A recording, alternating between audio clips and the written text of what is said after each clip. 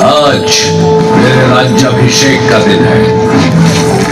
मुझे अपने हाथ में हैंगडांग लेकर सिंहासन पर चढ़ना है।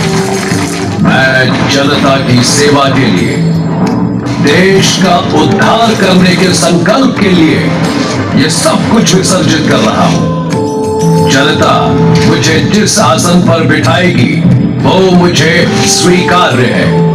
इस खुली हुई हैंगडांग को हाथ में लेकर कसम खाता हूं अपने राज्य के सम्मान की रक्षा के लिए देश के दुश्मनों का काम तमाम कर दूंगा।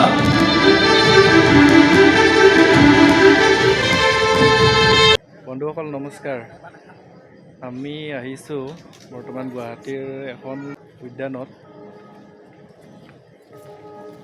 এয়া গান্ধী মণ্ডপ। অলপ পিছতে শ্ব' এটা হ'ব, লাইট শ্ব'।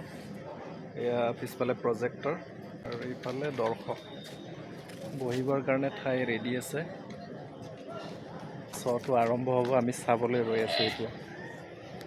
বন্ধুসকল, গোটেই শ্ব'টোৰ যিটো ভিডিঅ' আপোনালোকক দেখুৱাব নোৱাৰিম আৰু গোটেই ৰেকৰ্ড কৰা হোৱা নাই, কিন্তু কিছুমান ক্লিপ মই মোবাইলত ধৰি ৰাখিছিলোঁ। তাৰে কেইটামান ক্লিপ আপোনালোকৰ কাৰণে দেখুৱাই লওঁ। তাৰপিছত ইয়াতে কেতিয়া কেতিয়া শ্ব'টো হয় আৰু আপোনালোকে কেতিয়া কেতিয়া আহি পেলাই চাব পাৰিব, সেইখিনি কথা মই অলপ পিছত জনাই আছোঁ। তো ভিডিঅ'টো চাই থাকক। ओ मेरे प्रिय प्राग ज्योतिषपुर, मेरी विजय में तुम्हारी रक्षा है, मेरी पराजय में तुम्हारा अंत होगा और तुम्हें वो सम्मान मिलेगा जो आने वाले समय में याद रखा जाएगा।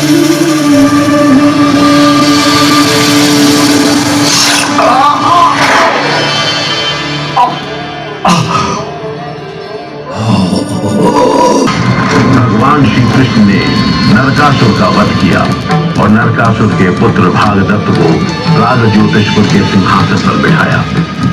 भागदत्त एक वीर योद्धा था, वीरों का वीर। यही भागदत्त अपनी सेना लेकर कुरुक्षेत्र के युद्ध में कौरवों की तरफ से लड़ा।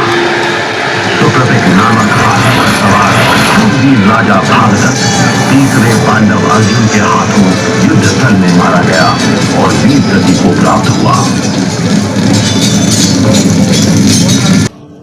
भास्कर वर्मा आजीवन अविवाहित है। विद्वान है, उसकी प्रजा उस पर जान न्यौछावर करती है। दूर दूर से विद्यार्थी और इन्हीं चक्रध्वज के शासनकाल में सन 1449 में महापुरुष श्रीमंत शंकर देव का जन्म हुआ।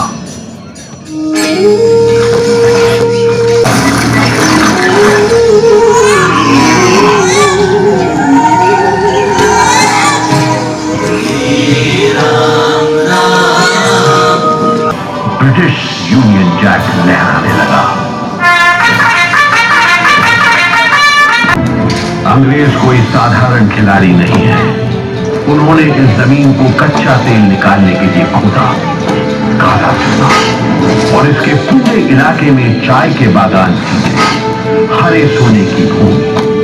अंततः भले ही मनीराम दीवान को कुचल कर मार दिया जाए, लेकिन धोखेबाज जालिमों के सामने वो कभी झुकेगा नहीं। বন্ধুসকল, এই গান্ধী মণ্ডপটো আছে উলুবাৰী লাচিত নগৰৰ দক্ষিণ শৰণীয়া পাহাৰত। আৰু আমাৰ ভাৰতবৰ্ষৰ ৰাষ্ট্ৰীয় পতাকাখন ইয়াতে আটাইতকৈ ওখ স্থানত এনেকৈ উৰি আছে আৰু দেশৰ ভিতৰতে এইটো 4 নম্বৰ স্থানত আছে ইমান ওখ ঠাইত থকা ৰাষ্ট্ৰীয় পতাকা। আৰু প্ৰজেক্টৰৰ দ্বাৰা যিটো লাইট শ্ব' দেখুৱাই আছিলে, এই যিটো ঘৰ, এই ঘৰটোতে প্ৰজেক্টৰৰ দ্বাৰা লাইট শ্ব'টো দেখুৱাই আছিলে। আৰু এই লাইট শ্ব'ত আপোনাৰ যি এছাম হিষ্ট্ৰী গোটেইখিনি ইয়াতে ধুনীয়াকৈ দেখুৱাইছে। আৰু আপোনালোকক জনাব বিচাৰিছোঁ যে এই লাইট শ্ব'টো সন্ধিয়া প্ৰায় 6টা-7টাৰ ভিতৰত, এইখিনি টাইমৰ ভিতৰত তেওঁলোকে শ্ব'টো দেখুৱায়।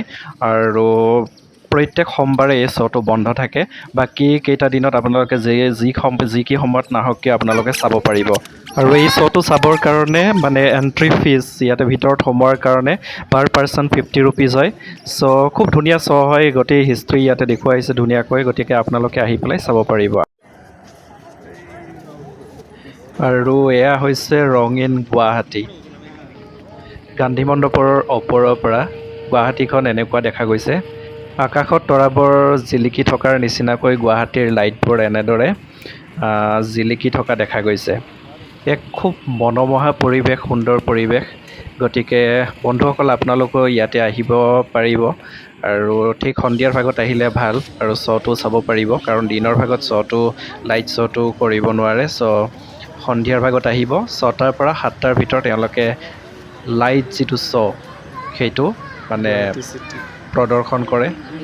চাই খুব ভাল পাব। লাইটছৰ যিটো প্ৰগ্ৰেম খুব সম্ভৱ যোৱাবাৰৰ পৰা এইটো আৰম্ভ কৰিছে আৰু আমি ইয়াতে ওচৰতে থাকোঁ, তথাপি কথাখিনি গম পোৱা নাছিলোঁ। ইয়াতে আহি পেলাই কথাখিনি জানিলোঁ, আপোনালোকক জনালোঁ।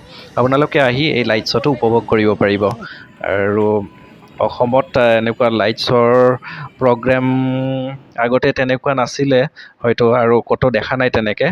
আৰু এইটো হৈছে মিউজিয়াম। এই মিউজিয়ামটোতেই লাইট শ্ব'ৰ প্ৰগ্ৰেমটো হৈছিলে। আমি ভালদৰে চাব নাপালোঁ, কাৰণ আমি আহি পোৱাৰ ঠিক অলপ সময়ৰ পিছতে এইটো বন্ধ কৰিছিলে। ভিতৰত গান্ধীজীৰ মূৰ্তি আছে আৰু কি আছে আমি ভালকৈ চাব নাপালোঁ। নেক্সট টাইম আহিলে চাম। তো আজিলৈ এৰিছোঁ, ধন্যবাদ। বন্ধ হৈ গ'ল নেকি? হ'লেও আগতে আহি পেলাই ভাল আছিল।